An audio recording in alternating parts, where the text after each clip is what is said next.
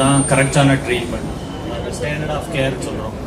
ஏன் இப்படி சொல்கிறோம்னா, ஆர்கன் டிரான்ஸ்பிளான்ட் பண்ணவங்களால தான் ரிட்டர்ன் டு நார்மல்சி வர முடியும். அவங்களோட லைஃப் ஸ்பேன் இன்க்ரீஸ் ஆகும், அவங்க நார்மலாக சாப்பிட முடியும், அவங்களோட ரெஸ்ட்ரிக்ஷன்ஸ் இன் லைஃப் எல்லாமே இல்லாமல் அவங்க ஃப்ரீயாக இருக்க முடியும். அவங்களோட லைஃப் ஸ்பேன் வந்து ஆல்மோஸ்ட் இப்போது டயாலிசிஸை கம்பேர் பண்ணிங்கன்னா கிட்னி டிரான்ஸ்பிளான்ட் பண்ணிக்கிட்டால் அவங்களுக்கு 2 மடங்கு அவங்களோட லைஃப் ஸ்பேன் அதிகமாகும்.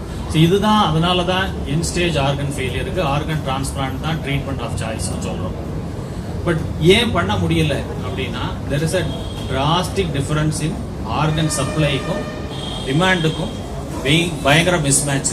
இப்போ உங்களோட ஒரே ஒரு ஸ்டாட்டிஸ்டிக்ஸ் ஷேர் பண்ணுறேன். இது வந்து டிரான்ஸ்பிளான்ட், அதாவது இந்தியன் ஆர்கன் டிரான்ஸ்பிளான்ட் ஆக்ட்னு ஒன்று இருக்குது.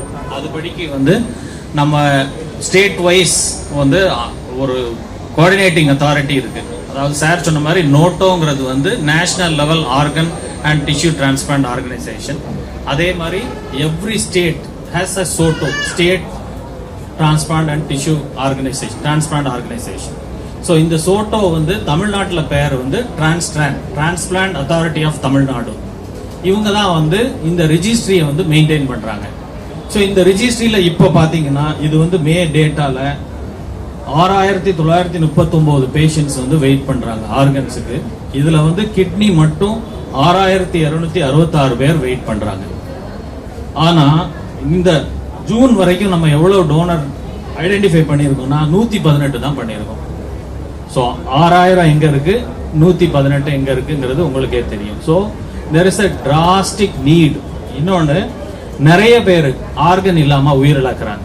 இப்போ பார்த்தீங்கன்னா அமெரிக்கன் டேட்டா ஒன்று இருக்கு. அன்ஃபார்ச்சுனேட்டாக நம்ம இந்தியாவில் வந்து நம்ம இந்த வெயிட்டிங் லிஸ்டட் பேஷண்ட்ஸ்க்கு என்ன ஆகுதுங்கிறது நம்ம ஐடென்டிஃபை பண்ணுறது இல்லை. ஸோ அமெரிக்காவில் பார்த்தீங்கன்னா ஒரு நாளில் 17 பேர் ஆர்கன் இல்லாதனால உயிரிழக்கிறாங்க, டயாலிசிஸில் வெயிட் பண்ணுறவங்க. ஸோ இதனால தான் நம்ம திருப்பி சொல்கிறோம், நம்ம வந்து உயிரிழந்த பிறகு, மூளை சாவடைஞ்ச பிறகு இந்த ஆர்கன்ஸ் வந்து அதை போய் எரிக்கிறதுனாலையோ அதை போய் புதைக்கிறதுனாலையோ யாருக்கும் எந்த உபயோகமும் இல்லை. நம்ம இன்னொரு வாழ்வு வாழலாம், நம்ம உறுப்பு தானம் பண்ணலாம். அதன் மூலமாக வந்து நாடு மட்டும் இல்லை, எண்ணற்ற பேர் பயனடைவாங்க. நம்மளோட ஹெல்த் கேர் எக்ஸ்பெண்டிச்சர் குறையும், குவாலிட்டி ஆஃப் லைஃப் இம்ப்ரூவ் ஆகும், காஸ்ட் ஆஃப் கேர் குறையும்.